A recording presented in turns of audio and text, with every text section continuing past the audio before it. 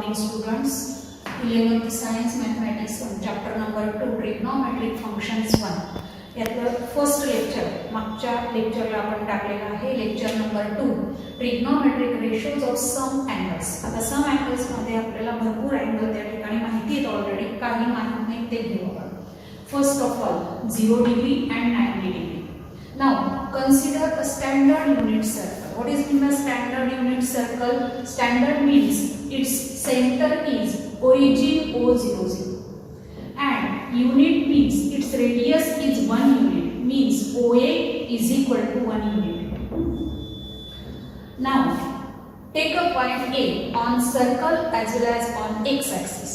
Therefore the coordinates of point A are 1, 0 since length OA is equal to 1 unit and it is on x axis, therefore its y coordinate is 0. Now the point A angle XOA is equal to 0 degree means OA makes angle with positive x axis is a 0 degree. It is a theta. In last chapter we know that two formulas. First is x is equal to cos theta and second is y is equal to sin theta. Here the value of x is 1 and the value of y is 0. Therefore put x is equal to 1 and theta is equal to 0 degree since the angle theta equal to 0. And here put y is equal to 0 and theta is equal to 0. Then there are two values means cos 0 degree is equal to 1 and sin 0 degree equal to 0. These two values are already known to you. Take a point B on a circle as well as on y-axis. Since the point B on y-axis, therefore its coordinates are 0 and 1. Its x coordinate is 0 and y coordinate is 1 since the radius OB is equal to 1 unit. Now angle XOB is equal to 90 degree. Angle XOB equal to 90 degree. Therefore, by using these two formulas, x is equal to cos theta and y is equal to sin theta, we get two values for t ratios of 90 degree. Means cos 90 degree is equal to 0 and sin 90 degree equal to 1. 0 degree and 90 degree चे ह्या four values आपल्याला मिळाल्या. sin आणि cos एकदा मिळालं की त्यावरून तुम्ही tan 90, tan 0 या व्हॅल्यूज मिळवू शकता. आता सेकंड जो टॉपिक आहे आपला तो आहे 30 डिग्री. 30 डिग्री या अँगलचे ट्रिग्नोमेट्रिक रेशोज फार कसे मिळालेले.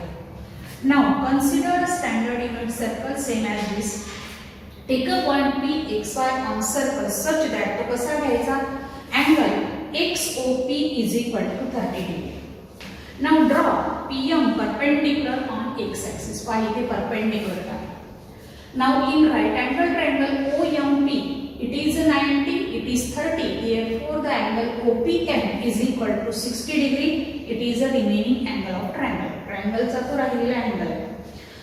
Now by 30, 60, 90 degree triangle theorem, PM means side opposite to 30 is a half of the hypotenuse. Half of the hypotenuse. Half hypotenuse OP1 आहे कारण त्या ठिकाणी युनिट सर्कल आहे. Half into 1 half is equal to y coordinate म्हणजे हा PM त्या point P चा y coordinate एवढी लेंथ आहे. Now again by this theorem OM means the side opposite to 60 degree ही OM is equal to √3/2 times of hypotenuse equal to √3/2 into 1 means √3/2 and is the x coordinate of the point P.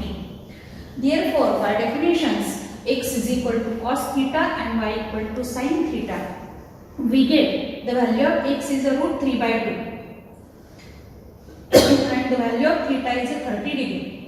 First answer is cos 30 degree is equal to √3/2 and second sin 30 degree equal to half.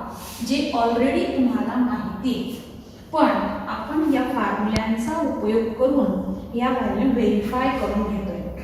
तसंच तिसऱ्या अँगलचा जो group मी घेतलेला आहे third group तो आहे 180 degree and 270 degree. 10th मध्ये तुम्हाला up to 90 डिग्रीच answer माहित होते. ग्रेटर दॅन 90 डिग्री साठी आपल्याला आता पुढे जायचं आहे 11th मध्ये. ग्रेटर दॅन 90 मध्ये मी अगोदर दोन अँगल घेतले, एक आहे 180 डिग्री आणि दुसरा आहे 270 डिग्री.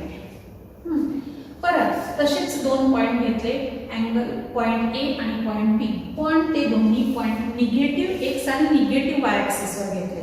मग पहा, पॉईंट ए हा निगेटिव्ह एक्स ॲक्सिसवर आहे म्हणून त्याचे कोऑर्डिनेट आले -1 and 0. आता -1 का आला, तर एवढी रेडियस 1 आणि तो निगेटिव्ह एक्स ॲक्सिस आहे म्हणून -1.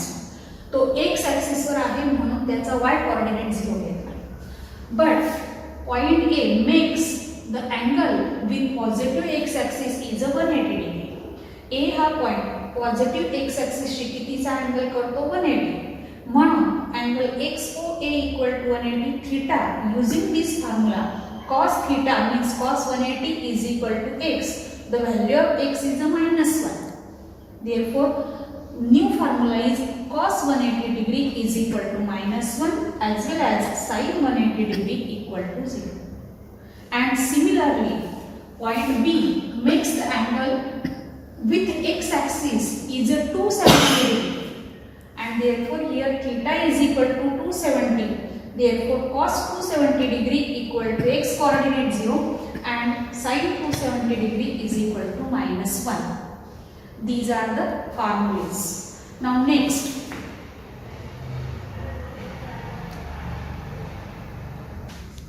sin 270 is equal to -1 and cos 270 equal to 0. अशा दोन व्हॅल्यू आपण बघू. The trigonometric ratios for angles. मग पहा, अँगलसाठी एक टेबल तुम्हाला, जे आता याच्या पुढचे हे टेबल तुम्हाला 11th ला होतं. ऑलरेडी 9th आणि 10th मध्ये हे टेबल अपूर्ण होतं.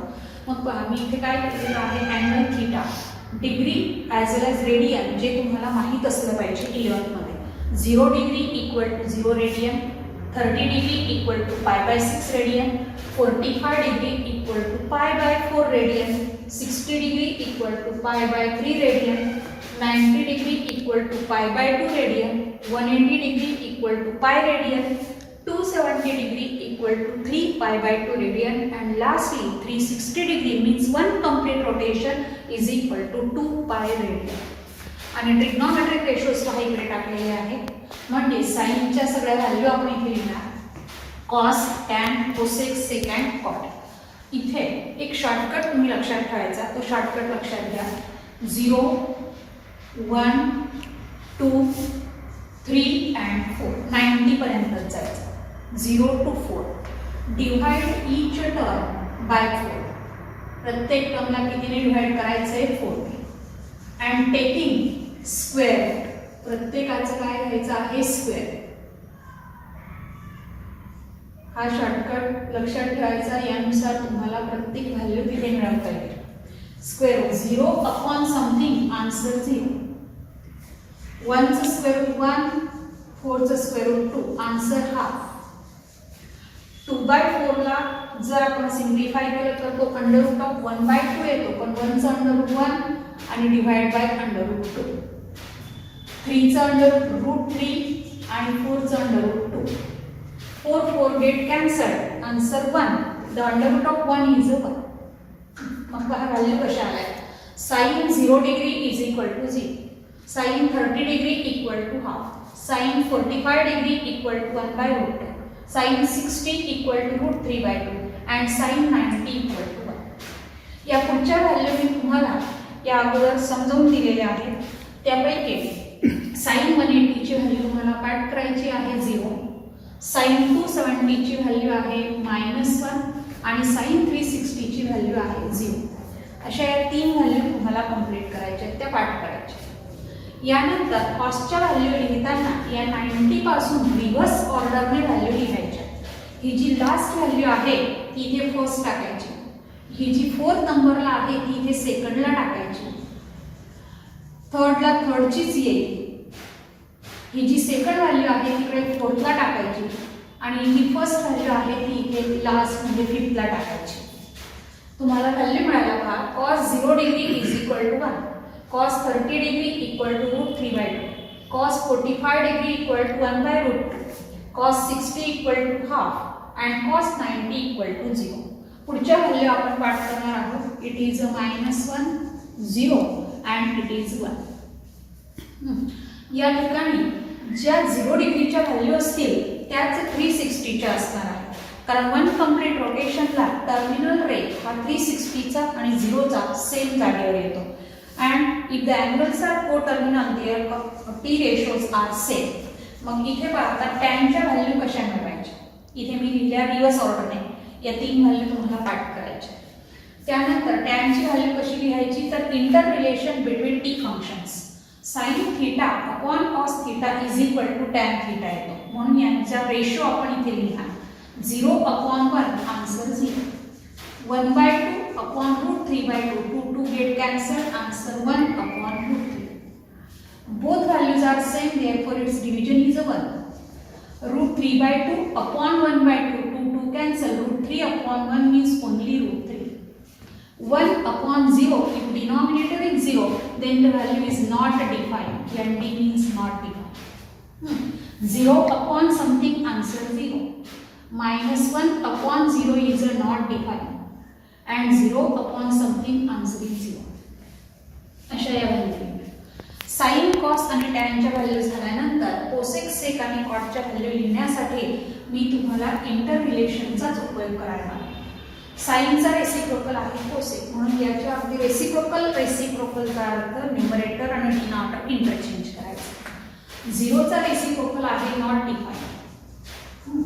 1/2चा रेसिप्रोकल आहे 2/1 डिवाइड बाय 1 लिहिला आहे.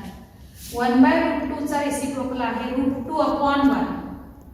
याचा रेसिप्रोकल आहे 2/√3. 1चा रेसिप्रोकल 1, 0चा रेसिप्रोकल नॉट डिफाईन, -1चा रेसिप्रोकल -1 आणि 0चा रेसिप्रोकल नॉट डिफाईन. या झाल्या कोसेक थीटाच्या व्हॅल्यू. आता सेक थीटासाठी कॉस थीटाचे रेसिप्रोकल्स घ्यायचे, means the inter relation between T functions. मी इथे 1चा रेसिप्रोकल 1, रूट 3/2चा रेसिप्रोकल 2/√3, 1/√2चा रेसिप्रोकल ओनली रूट -1, परत 0चा रेसिप्रोकल नॉट डिफाईन आणि 1चा रेसिप्रोकल 1. आणि लास्ट रो आपल्याला तयार करायचा आहे तो आहे टॅन रो. याचे रेसिप्रोकल्स आपण टाकणार. 0चा रेसिप्रोकल नॉट डिफाईन, 1/√3चा रेसिप्रोकल √3/1 डिवाइड बाय 1 लिहिला आहे. 1चा रेसिप्रोकल 1, √3चा रेसिप्रोकल 1/√3, नॉट डिफाईनचा रेसिप्रोकल 0, 0चा reciprocal not define, again not डिफाईनचा रेसिप्रोकल 0 आणि 0चा रेसिप्रोकल नॉट डिफाईन. हे झालं तुमचं 48 फॉर्म्युलांचे एक टेबल. या टेबलमध्ये हे सगळ्या व्हॅल्यू तुम्हाला अशाच इंटर रिलेशनचा उपयोग करून कंप्लीट करता येईल. इथे या टेबल नंतर आता आपले काही एक्झाम्पल्स सुरू होतील.